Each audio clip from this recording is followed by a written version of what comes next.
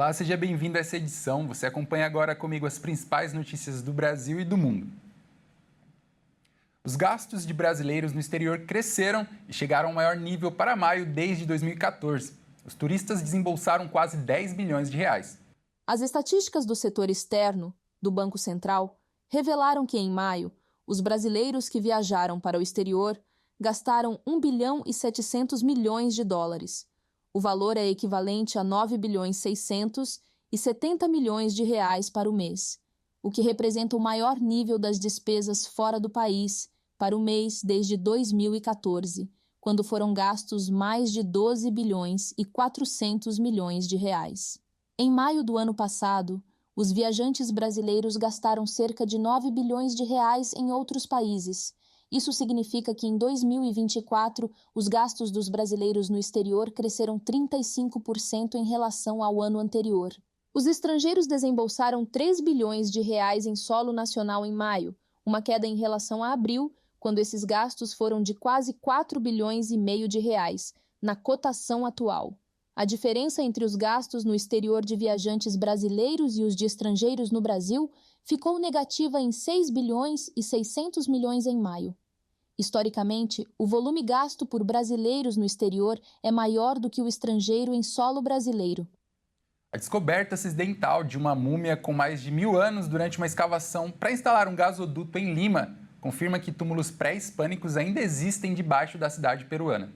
Uma múmia de mais de 1000 anos foi descoberta acidentalmente em Lima por trabalhadores de uma empresa de gás. A equipe trabalhava na última segunda-feira quando viu os primeiros indícios a 50 centímetros de profundidade.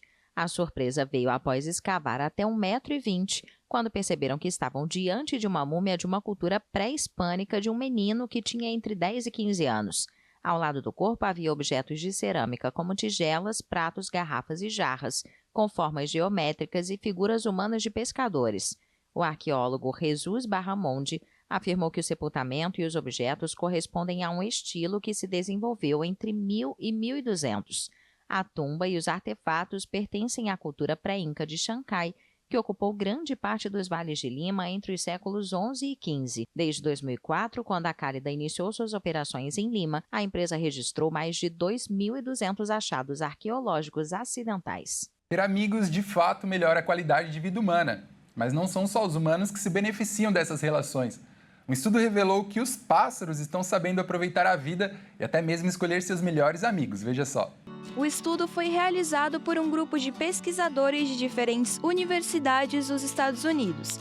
Ao longo de 20 anos, os dados que foram analisados concluíram que os pássaros da espécie estorninho soberbo, que habitam o leste das savanas africanas, possuem uma espécie de amizade. Isso porque as aves têm o comportamento de ajudar umas às outras, com a expectativa de terem o favor retribuído futuramente. A equipe de pesquisa observou essas aves no leste africano entre os anos de 2002 a 2021. Foi apontado que esses pássaros podem ser parentes ou não, e mesmo sem algum grau de parentesco, oferecem ajuda aos outros pássaros colegas. Além disso, a relação pode durar vários anos. O que surpreendeu os cientistas foi que mesmo quando as aves parentes estavam disponíveis para ajudar, muitos estorninhos escolhiam cooperar com outros indivíduos específicos, com quem já tinham trocado favores antes. E isso mostrou que os estorninhos mantêm amizades consistentes ao longo dos anos. Para os especialistas, a reciprocidade entre os animais tem um papel fundamental para a sobrevivência, ao ampliar o grupo e promover a estabilidade em sociedades cooperativas complexas. A cooperação entre animais da mesma família sempre foi bem documentada na biologia. E assim como no caso das aves, esse comportamento ajuda os genes a prosperarem na natureza.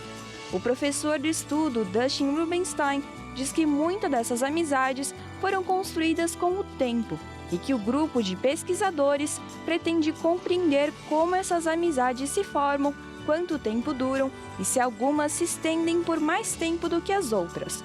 Rubenstein ainda destaca que essas conexões podem ser vistas entre outras espécies e sociedades animais.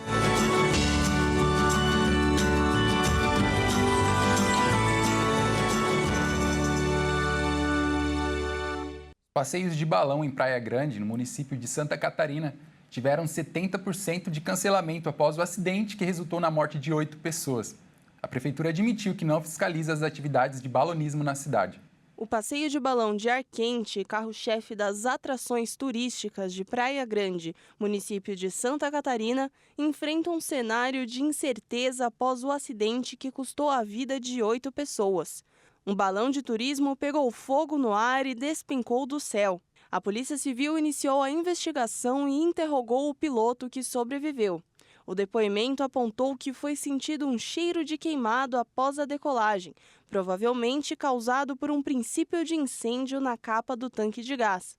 O piloto buscou o extintor que não funcionou e realizou uma descida de emergência. 12 turistas pularam do cesto e foram salvos, mas a redução do peso fez o balão subir novamente, ocasionando o acidente.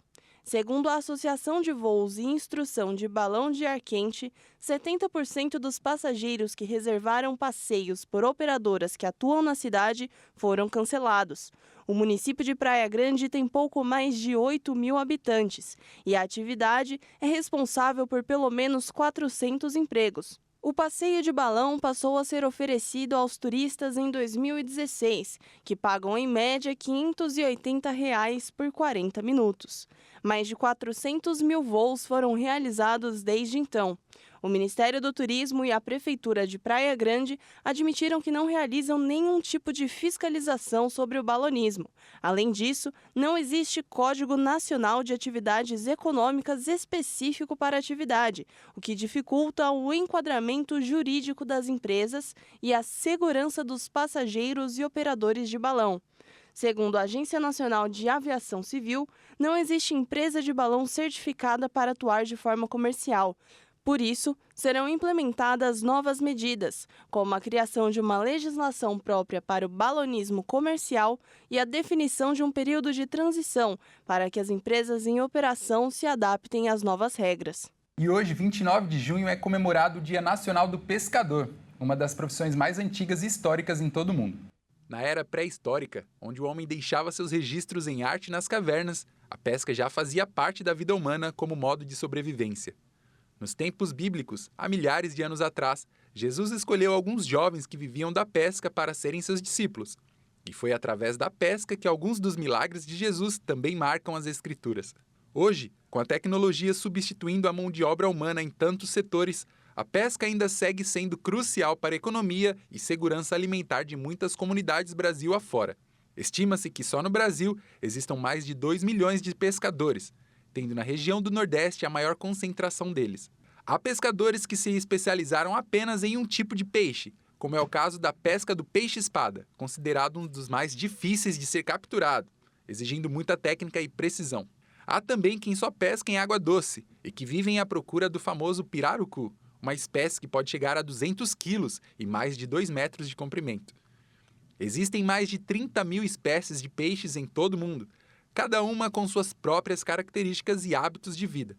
Alguns peixes são tão raros e difíceis de encontrar que os pescadores pagam fortunas por eles. Por exemplo, o atum rabilho pode chegar a custar mais de $1 milhão.